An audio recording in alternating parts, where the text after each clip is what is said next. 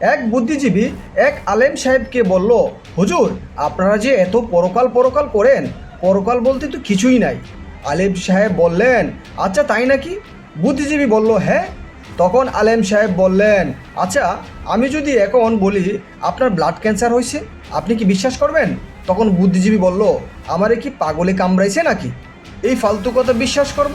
তখন আলেম সাহেব বলল, যদি এই কথাটা কোনো বিশেষজ্ঞ ডাক্তার অত্যাধুনিক যন্ত্রের সাহায্যে চেক আপ করে বলে, তখন কি আপনি বিশ্বাস করবেন?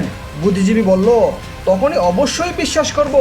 তখন আলেম সাহেব বললেন, আপনি ডাক্তারের কথা বিশ্বাস করবেন কারণ সে শরীরের বিশেষজ্ঞ, মানুষের দেহ সম্পর্কে সে ভালো জানে, তাহলে আলেমের কথা বিশ্বাস করবেন না কেন? তারাও তো আসমানি কিতাবের বিশেষজ্ঞ, কোরআন হাদিসের মাধ্যমে পরীক্ষা করে বলেন যে পরকাল আছে, মৃত্যুর পরে আরেকটা জীবন আছে, জান্নাত আছে, জাহান্নাম আছে।